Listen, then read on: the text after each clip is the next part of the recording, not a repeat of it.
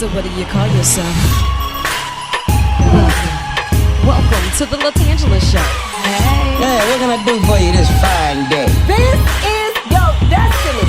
Hot, hot, hot. Right now. Welcome to the LaTangela Show. Kick it. Come on in and enjoy yourself. Right now. We gon' party like no one else. Welcome to the LaTangela Show.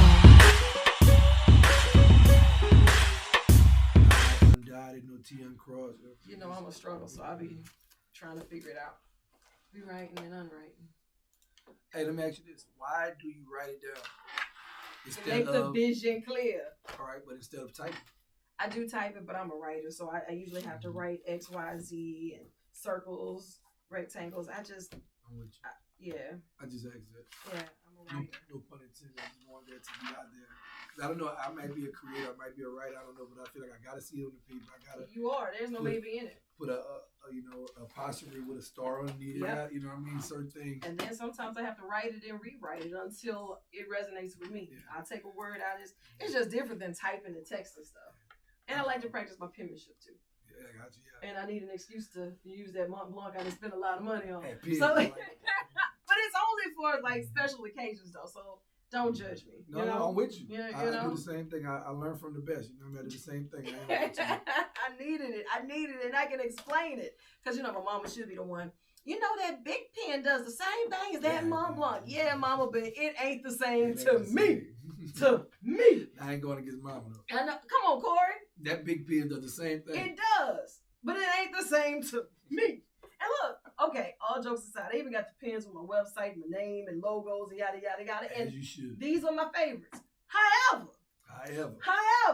it's just something about holding that Mont Blanc. After I know that I've awarded myself with it because I've completed something special. That's what that is to me. You know what I mean? I get it. So after I finish maybe the third book, the fourth book, or whatever that looks like, then I'm going to say, you know what? You really stuck to the plan, so go ahead and get that. Yes. It was your birthday. Treat yourself. Everybody got a vice. Ain't And, nothing wrong with it. so that's mine. That's mine. What is yours? What's your guilty pleasure? I don't know. Oh, what's your guilty pleasure, I Corey? don't want to lie. That one thing that everybody just say, he did not need to spend money on that. But to you, you needed it. Yeah. As of now, I haven't been doing too much because I've been working head down. I don't lie to you. But in the past, I can say, vehicles. Okay. Well thought out, well planned. Yeah, but still vehicles. Yeah. I like American Muscle Corvettes. Yeah. So, with special paint jobs. Oh, yeah. Special engine work.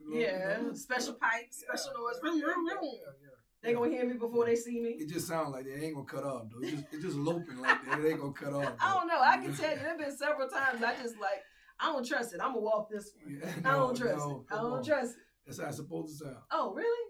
Because it did sound like it was on his last leg. Yeah, it's just the high cams.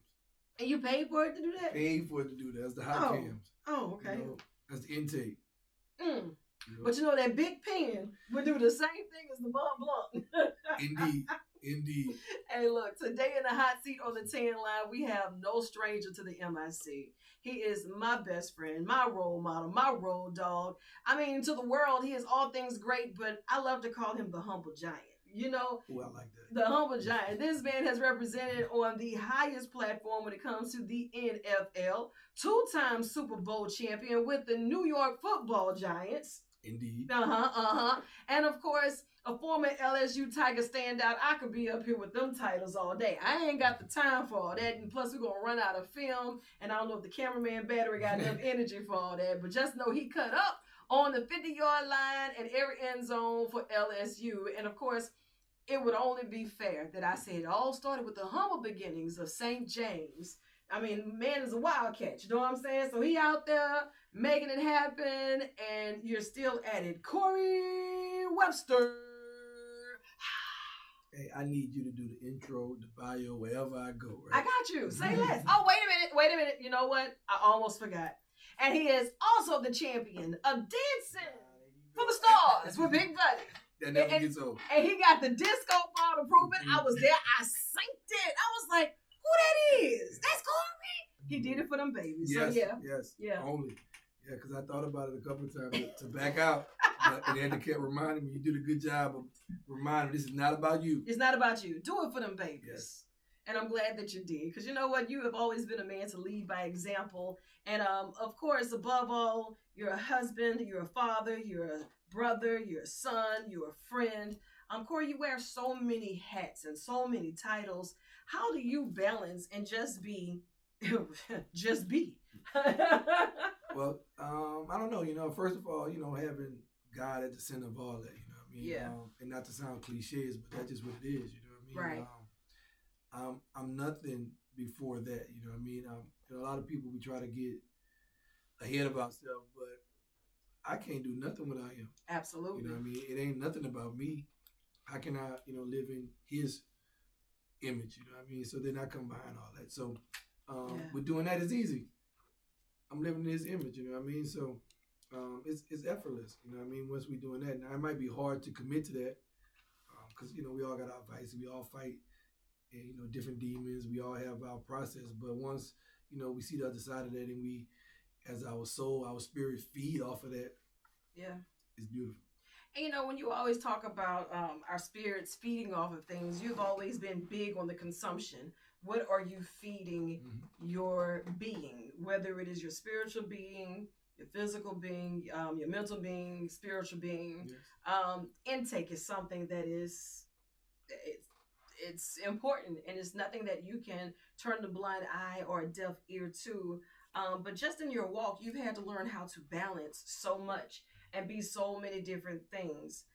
Even when it goes back to, like we mentioned, your LSU days, being a student athlete, I believe that's where you mentioned a lot of perspective had to come into place, you know, because it wasn't just about being a student athlete. It was about a young Black man on a college campus, a state college campus, with so much weight on you and so many eyes on you and having your head on a swivel. How is it that you knew you needed to consume the right things in that moment to make sure that that moment didn't go wrong? The village around me, you know what I mean? And having those guys around me that, you know, families or just the people that's in the community that was doing the right things, you know what I mean? So being able to, you know, want to make them proud, right? You know, never let my parents, my preacher, my pastor, you know, the math teacher, my English teacher hear something bad about what Corey have done, or they see that across the news, you know what I mean? And just, you know, that grew into personally understanding that, hold up, doing the right thing is not just for other people, but it's just because it's the right thing to do. So, you know, like they always tell us cliches about balance, but that's the honest to God truth. You know what I mean? Even in working out, if you're not working your balance as far as working out, then something eventually will break or pop or pull. Right. So, you know, you can go in there and throw up a whole lot of weight, but if you just throwing up a whole lot of weight but not working on your balance and not working on your stretching, something is going to pop. So you're going to feel it. Yeah, you're going to feel it. One way or the other. Yeah, you know what I mean? So that's, you know, balance is everything, and not just in one or the other, you know what I'm saying? That's in everything in life. Balancing relationships, balancing, you know, your workouts, balancing, you know, too much of anything can hurt you or be detrimental to you. I don't care if it's water, you know what I mean? So just trying to find that ground and being able to, you know, be at one with yourself, be at peace with yourself, but always, you know, be in balance. I like it when you said too much of anything is bad for you. There's this song that comes to mind when they were talking about oxygen. The name of the song is Oxygen. It's this old school song, like too much oxygen and I'll die, but not enough and I'll suffocate. You know what I mean? Like it's just too much, I get high, not enough, I'll die. It's like you mentioned the village. Yes. Okay, we're going to talk about it. Not just being the people around you, not just being the place where you were raised and where you grew up, but also your show. Yeah. You know, you've really turned this into something great. So in doing that, we wanted to take the village that we are accustomed to, or that we know, and kind of make that something that's, you know, on the internet or something that's social and in the now, you know what I mean, 2023, right? So being able to have a platform that people can come to, hear stories about what you have done or what I have done, or, you know, people that I interview or talk to have done. So maybe you can avoid some of the pitfalls or some of the mistakes that we made, and also have accountability partners that, hold on, this person is going to hold me to that standard, or sometimes just to see another person that's went through that and how they progressed through that. Now I know I can do that, or even reach for higher heights. But when you start talking about that, though, Corey, I got to stop you because there's a level of transparency I got to be there. So if you're not willing to be transparent, I'm gonna tell you right now, don't do it because people can see smoke and mirrors. Facts. They can see that all the time, and that has to be the accountability that you have with everybody that's in your seat. Because if they up there and they lying to us, we know they lying. Yes. And plus, now all we gotta do is Google it. We're gonna see how you react to that. Straight through it. Yes. I got this thing we wrote, because you give me a lot of these nice books and journals to write. So in one of those sessions, it's called HOT. Okay. Honest, open, transparent. I love it. How hot does it get? So you got to be able to do that with yourself first before you can do that with anyone else. I love it. You have to be able to look in that mirror. Did I do what I was supposed to do? And not just say yes because it's convenient to say yes, but, actually be transparent and be like, I did. Okay, well, sometimes I can say that because, I did right in this area to overcompensate for this area. That don't count either? No. Golly, man. No, it don't work that way. But and listen, I'm going to tell you now because I get that from my nephews. Your 3 boys that taught me good. See, especially Lou. See him? That's my road dog right there. He didn't tell me, now listen, I did good over here. Don't ask me about nothing over there. Because he was right here. Yes. Let's focus. Yes. Kids will keep you honest and make you focus.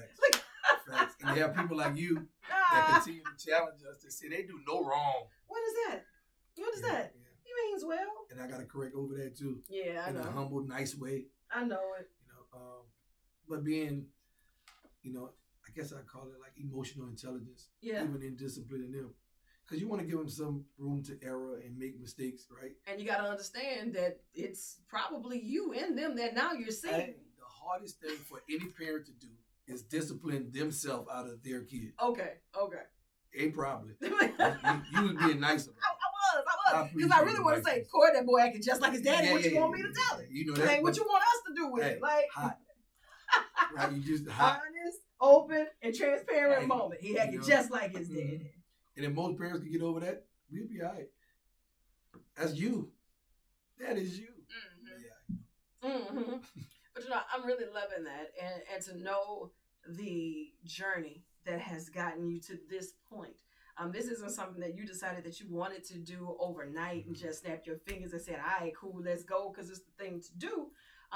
After you realized that you were going to hang up your cleats and you were going to do something different, it took you that moment to say, well, what am I going to do during my transition? How am I going to evolve? How am I going to empower myself and others? How am I going to be that accountability partner to myself and to those around me?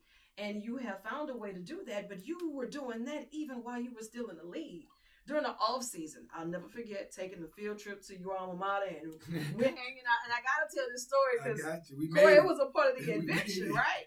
You talk to kids, and kids will keep you honest. They will be a little too honest, and sometimes they're honest so they can check your temperature to see if you're gonna keep it real with them or not. So we asked a simple question over there at St. James High. I'm gonna put them on blast. But St. James High. We're not gonna put the individual on blast. Not today. But he put us on blast. Facts.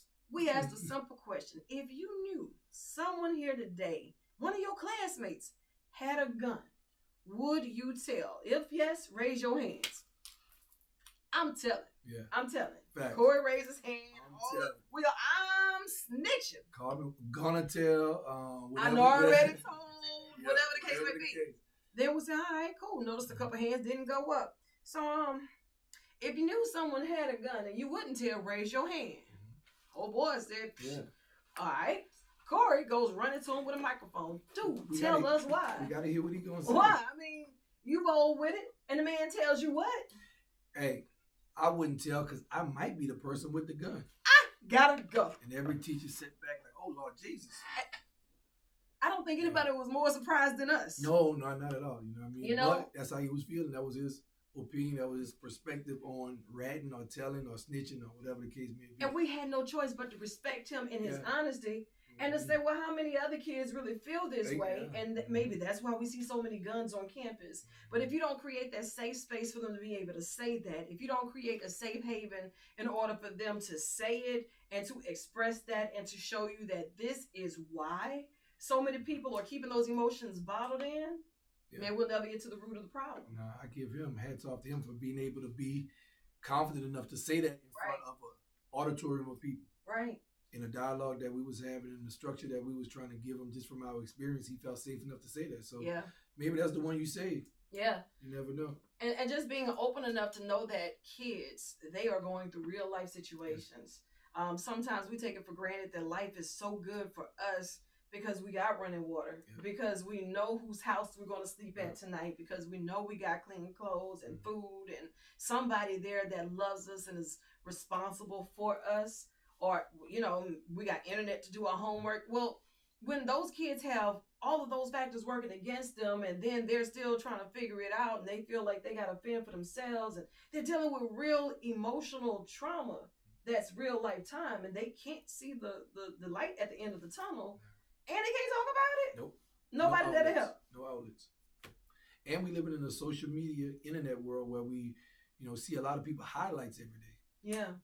But this is not my reality. Maybe not some of their reality either, but that's what you psychologically taking in every day as a kid. Yeah. That's tough. Nobody's teaching emotional intelligence. And another part that I really enjoy about your program, working with it throughout the years, I see it hasn't just been for the children, but also for the mentors who needs a safe space to say, look, I need help because right now I don't know if I'm equipped to help these kids. Or this is overwhelming and I'm not sure how to relate to this situation. Everybody has something that they can walk away with when it comes down to your foundation, when it comes down to listening to the topics that you have with your podcast, and even for the real-time training that you provide when you're on their campus or when they're a part of the conversation with you. Yeah, now, you know, the program was designed from my experience and things of that nature, but it's for every human being out there. You can take it from me because I'm not only an athlete, you know what I mean? I'm much more than just an athlete, you know what I mean? So before I'm an athlete, I'm a man, you know, I'm a son, I'm a husband, you know, those titles that are more important than just being a student athlete. So everybody that's going through those phases at whatever time you're going through them, it's something that you could take away from this. You know what I mean? If it's the, you know, discipline or some level of, you know, things that I've learned through sports, that doesn't mean you can't learn that through hard work or through a 9 to 5. You know what I mean? My daddy taught me that through him being dedicated and disciplined to his family, doing the things that he needed to do for me to be able to have the opportunity that I'm having, right? So I want to be able to do that, not just for my kids, yes, my kids, but I also want to do that for anybody that can come behind me and learn from me. Like, why would God put me through those experiences for me to just keep them in, right? And I fought with this a long time, I'll be honest, because I wasn't a talker. No. Like, if you talk to people that was close to me since maybe, I don't know, you know what I mean? But I never talked. So for me to be out here just speaking and, you know, reading and writing programs and, you know, continuing to use my penmanship and talking about, you know, intellectual property and things of that. That wasn't nothing that I saw. Now, I like to be a creator, you know, a guy drawing and, you know, just figuring things out. But this is out of my comfort zone. Almost kind of like, you know, dancing with Big Buddy that you set me up with. You know what I mean? You're welcome. But yeah, you know what I mean? So for me, it's also a story inside of that for people that maybe is not comfortable with doing new things, or, you know, I'm not comfortable with doing something that may offer the world a different perspective on what they're going through. Or even a different perspective of yourself. Facts.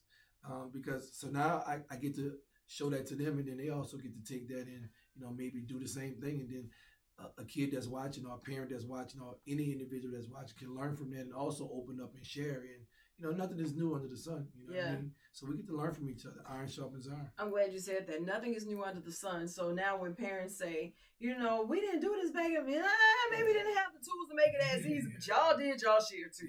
You know, so it's a lot easier for us to get things to our eyes and through our ear gates, and for us to show people who we are in that moment. You know, even with your program, I remember when we first started this and you did like one of your first sessions and you were like, man, you got to practice your default look. And I was like, I ain't got one and I ain't trying to find one. You need to know exactly how I feel when I'm feeling it. So if they catch me with this mug on my face, it's up. Like, no, Tim, you can't do that. Oh. Nah, yeah. So, that's big.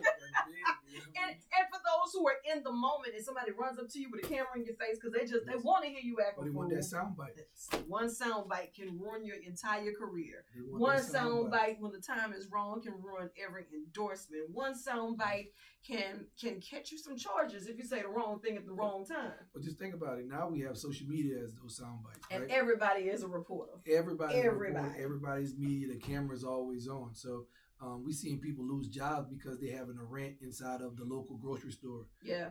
You seeing teachers, lawyers, anybody, doctors being, having to be held accountable for their actions outside of, the workplace. Yeah. Right. So that's the same thing. You got to know the default. Look, you have to be yourself.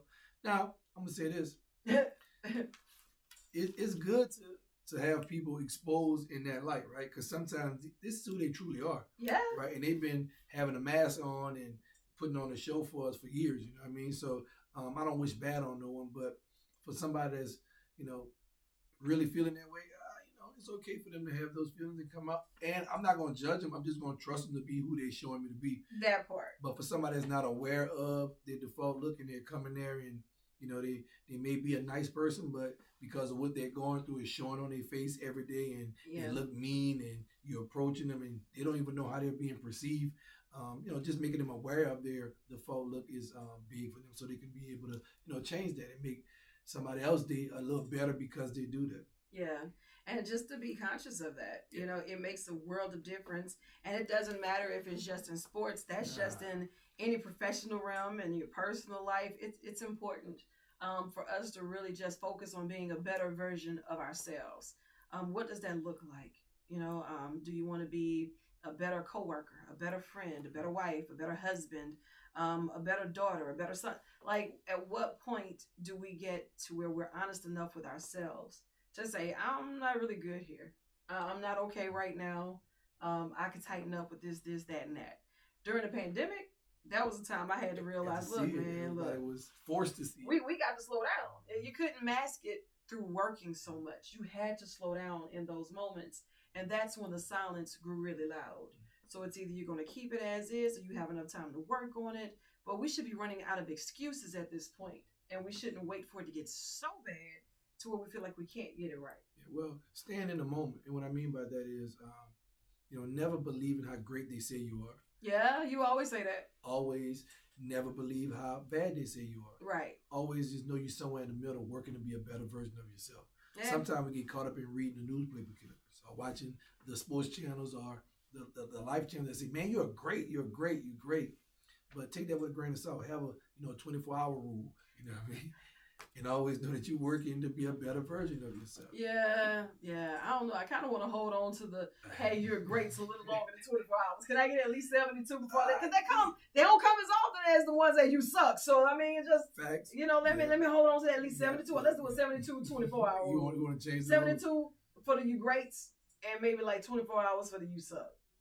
Well, the you sucks, you don't even watch it. Okay, all right. Okay, I can do that. Don't even read it. Okay. We don't read it. We don't hear it. And for me, I kind of, I go extreme. You know what I mean? If I'm playing a game or coaching a game, the score is always 0-0. Hey, man, listen. We can't win no games like that. What you mean it's always 0-0? What you mean? But we in love with the process. I'm looking at the scoreboard, coach. We not in love with the end results. Oh, if we in love if we in love with the process, the end result is gonna take care of itself.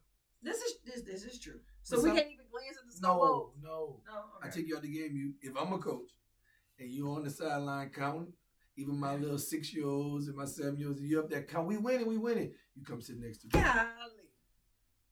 Golly, somebody put the coach out the gym. Put the coach out the gym. We're trying to win these games. Yeah. Man, look, it's a stat right now, a statistic that says the parents are the worst when it comes down to this now. Yeah. All parents want to do is win. I can believe that. It's not about developing the kid. Well, I mean, we're developing them into wanting to be winners, except for this guy who says we're in love with the process. Don't worry about winning. We develop the process is the win. I'm with it. The process is the win. The process is the win. Okay. The process is going to help them be successful. It is. And, great young individuals for this world. Yes. Okay. And you might win championships along the way. And yeah, that's just a little cherry on top. I want you to be productive citizens. Yeah, that's a must. Making this world a better place. Yeah. And that win-win-win, sometimes that leads you down the wrong road, and you do it by all costs. Right. Yeah. Result oriented, you know what I mean? And then that's a tough space to be. Because, souls don't cost as much as they used to. No. And for a win, people would do something really strange. And You got a homeboy down here that got a great line in the song. I ain't gonna call his name. He said they'll do you something bad for last place. Golly. Not for first place, not for last place. Not even honorable mention? Nah, they'll do you something bad for last place. So that's where we at. These souls are, easy to come by and very cheap these days. They don't value life no more. Right. So that's what we're trying to do with this program. Not, go down that path, or not have young men or young women go down that path. Yeah. Well, I'll tell you what, I am grateful, one, to have crossed your path and to be able to call you friend and to see the growth just of you as a person and to see your dreams come to pass with this. Because I know how challenging this part is for you because you're not a talker. You're a caring individual, but you're not a talker. You'll go do the work, but this is a vulnerable state. It's a very transparent piece, but it's also showing the depth of Corey Webster, that you've been through all of this. You're not telling us something that looks good, sounds good, feels good. It hurt because you had to go through this. Every bump, every bruise. And I'm not telling you this is the right way or the wrong way. I'm just telling you this is the way it happened to me. This is what I gained from it. If it meets you where you are, great. If you get nothing out of it, then hey, thank you for your time. But pass it on to somebody that it could assist later. I'm proud of you. And I'm going to get you another journal because, boy, let me tell you something. I'm excited about this one. The Corey Webster Foundation is taking it up another notch. Mentoring, transitioning, evolution, accountability partners. He's empowering others. I mean, I don't even know what else to say on this one. For more information, I know that we'll have you back in a hot seat on the tan line. Most definitely. I'm holding you to it. Yeah, I'm not. We got cameras in the room. I got witnesses. I've isolated to elevate. And I'm out. I cry in public. I'm outside. Okay. All right. We outside. We outside. I got motion. I love it. Listen, we got more work to do. So look, you chase the sun or let the sun chase you. But either way, get after it. I love you, and there's absolutely nothing you can do about it.